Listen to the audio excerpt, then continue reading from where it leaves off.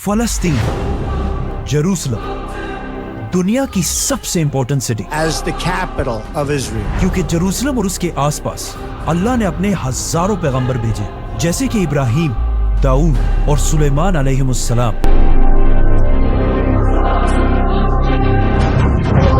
अस्सलाम वालेकुम guys, my name is Usama Ali and welcome to the perfect YouTube.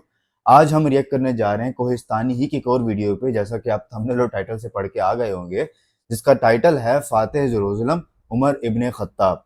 इससे पहले ही मैंने एक वीडियो भी रिएक्ट किया था, दैट वाज वेरी नाइस। वो था लास्ट खलीफा के बारे में, and now we are going to watch another video, so let's see how it is. फलस्तीन, जेरूसलम, दुनिया की सबसे important city As the capital of Israel. क्योंकि जेरूसलम और उसके आसपास अल्लाह ने अपने हजारों पैगंबर भेजे, जैसे कि इब्राहिम, दाऊद और सुलेमान अलैहिमुस्सलाम।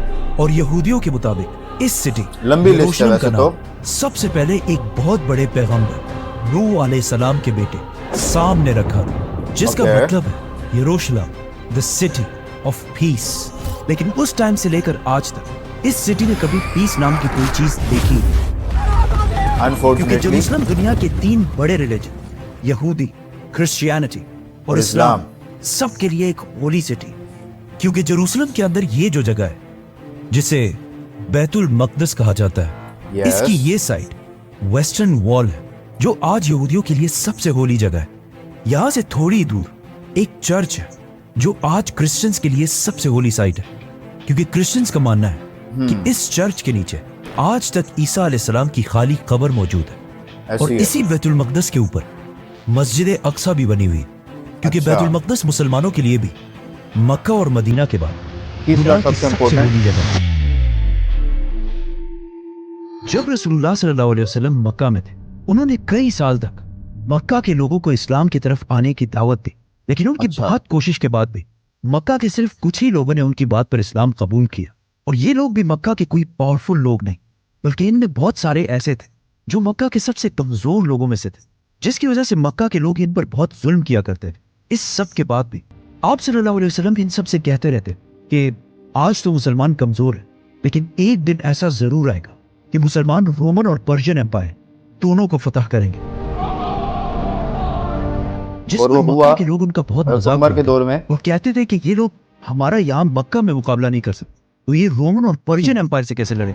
लेकिन अब रसूलुल्लाह सल्लल्लाहु अलैहि वसल्लम की वफात के कुछ ही साल बाद मुसलमानों ने उमर बिन खत्ताब रज़ियल्लाहु तआला अन्हु की खिलाफत में रोमन और पर्शियन एम्पायर दोनों को यरमूक और कादसिया जैसी जंगों में पूरी तरह हरा दिया था। और इन दोनों एम्पायर्स को हराने के बाद अब मुसलमानों की दोनों बड़ी फौजें मदीना से हजरत उमर रज़ियल्लाहु तआला अन्हु के ऑर्डर्स का इंतजार कर रही कि अब हमें इससे आगे और कहाँ जाना चाहिए। तो मदीना से सीधा एक लेटर पर्शियन एम्पायर साद बिन अबी वक्कास की तरफ गया, और हजरत उमर ने उन्हें ऑर्डर दिया कि अब तुमने तब तक नहीं रुकना जब तक पर्शियन एम्पायर का कैपिटल मदईन फतह ना हो जाए और पूरी पर्शियन एम्पायर मुसलमानों के कंट्रोल में ना आ जाए, तब तक तुमने पीछे नहीं हटना। तो साद बिन अबी वक्कास मुसलमानों की फौज के साथ पूरी पर्शियन एम्पायर को फतह करने के लिए रवाना हुए। पर्शियन एम्पायर में तो मुसलमानों की फौज आहिस्ता आहिस्ता कैपिटल की तरफ बढ़ने लगी।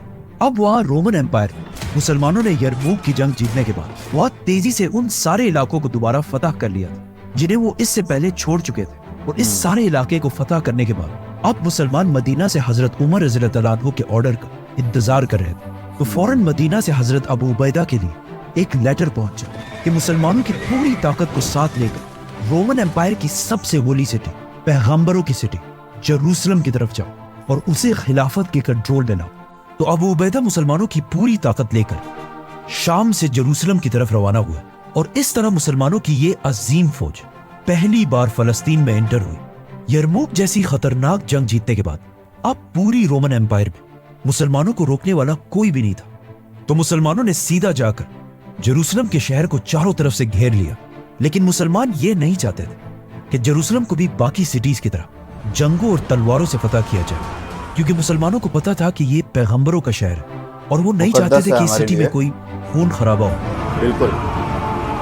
तो मुसलमानों ने इस शहर के चारों तरफ अपने कैंप्स लगाए और आराम से इस सिटी के सरेंडर का इंतजार करने लगे। लेकिन जेरूसलम के सबसे बड़े प्रीस्ट सफ्रोनियस ने मुसलमानों की इतनी बड़ी फौज देखकर भी आसानी से सरेंडर नहीं किया और बार बार अपने रोमन बादशाह हरकल की तरफ लेटर्स भेजता रहा कि आप रोमन एम्पायर की पूरी फौज के साथ क्रिश्चियंस के सबसे होली शहर जेरूसलम को मुसलमानों के हाथों से बचाएं। लेकिन अगले 4 महीने तक सफ्रोनियस की बहुत कोशिश के बाद भी पूरी रोमन एम्पायर से एक जनरल भी उसकी मदद के लिए नहीं आया, क्योंकि यरमूक के मैदान में खालिद बिन वलीद ने रोमन्स की कमर ऐसी तोड़ी कि अब वो मुसलमानों के सामने अपना सर कभी नहीं उठा सकते थे। आखिर 4 महीने वैसे भी रोमन अपने आखिरी टाइम में सफ्रोनियस का थे हौसला तब तक। टूट गया और उन्होंने जेरूसलम से मुसलमानों के आर्मी चीफ अबू उबैदा की तरफ सरेंडर करने के लिए एक लेटर भेजा। लेकिन इस लेटर में उसने बहुत ही एक अजीब डिमांड लिखी थी कि मैं इस सिटी को सिर्फ एक शर्त पर मुसलमानों के हवाले करूंगा कि इस इस्लामिक एम्पायर के खलीफा उमर बिन खत्ताब खुद आकर मुझसे मिले। लेकिन आखिर क्यों सफ्रोनियस खालिद बिन वलीद, अबू उबैदा और बाकी सारे जनरल्स के बजाय हजरत उमर के सामने ही क्यों सरेंडर करना चाहते थे? क्योंकि सफ्रोनियस को जेरूसलम की हिस्ट्री के बारे में बहुत अच्छी तरह पता था और उसे पता था कि पिछले हजारों साल से जब भी किसी बादशाह ने इस सिटी को फतह किया, उसने यहाँ की एक एक चीज को तबाह किया। सीट बजा दी है। जेरूसलम और फलस्तीन की स्टोरी यहाँ से बहुत पहले शुरू होती है और ये स्टोरी इतनी इंटरेस्टिंग है कि बाइबल और कुरान ने बार बार दुनिया के बाकी सारे इलाकों से बेबीलोन के किंग ने भी इसी तबाह किया था इलाके पहली दफा। फलस्तीन की हिस्ट्री बयान की है। फलस्तीन की स्टोरी स्टार्ट होती है इब्राहिम अलैहिस्सलाम के साथ ओके। कि जब इब्राहिम अलैहिस्सलाम आज से 4000 साल पहले जेरूसलम से बहुत दूर इराक की सिटी ऊल में पैदा हुए, जो उस जमाने में दुनिया की सबसे बड़ी सिटी थी और उस सिटी के कुछ बड़ी बड़ी बिल्डिंग्स आज भी दुनिया में मौजूद है। इब्राहिम अलैहिस्सलाम इसी सिटी में बड़े हुए और बड़े होकर उन्होंने इस सिटी के रिलीजन से बगावत कर दी और वहां के सारे लोगों से ये कहा कि अपने खुदाओं को छोड़कर एक अल्लाह की तरफ आओ। तो ऑफ कोर्स वहां के लोगों ने उनकी बात नहीं मानी, बिल्कुल। लेकिन फिर भी इब्राहिम अलैहिस्सलाम अपने मिशन से पीछे नहीं हटे और आखिर वहां के बादशाह को एक दिन इतना गुस्सा आया कि उन्होंने हुक्म दिया कि एक बहुत बड़ी आग जलाकर इब्राहिम को उस आग में फेंक दिया जाए। लेकिन जैसे ही उन्होंने इब्राहिम अलैहिस्सलाम को इस आग में फेंका तो वहां खड़े सारे लोगों ने पहली बार एक बहुत ही अजीब मंजर देखा कि इब्राहिम अलैहिस्सलाम बिल्कुल सही सलामत वहां सबके सामने इस आग से चलकर बाहर निकले। इस वाकये के बाद ऊर शहर के लोग इब्राहिम अलैहिस्सलाम की ताकत से डर गए और उन पर और जुल्म करना छोड़ दिया और इब्राहिम अलैहिस्सलाम भी अल्लाह के हुक्म से ऊर सिटी को छोड़कर पहली बार फलस्तीन के इलाके में आबाद हुए। नाउ इब्राहिम अलैहिस्सलाम के 2 बेटे थे, इस्माइल और इसहाक। इसहाक अलैहिस्सलाम की औलाद में अल्लाह ने हजारों पैगंबर भेजे, लेकिन इस्माइल अलैहिस्सलाम की औलाद से सिर्फ एक पैगंबर भेजा गया। इस्माइल अलैहिस्सलाम तो फलस्तीन को छोड़कर अरब जाकर मक्का में आबाद हुए, लेकिन इसहाक अलैहिस्सलाम अपने वालिद इब्राहिम अलैहिस्सलाम की वफात के बाद यही फलस्तीन में ही रहे और उनके बेटे याकूब अलैहिस्सलाम, जिन्हें इसराइल के नाम से भी जाना जाता है, और इन्हीं की औलाद को याकूब अलैहिस्सलाम की औलाद को आज बनी इसराइल कहा जाता है।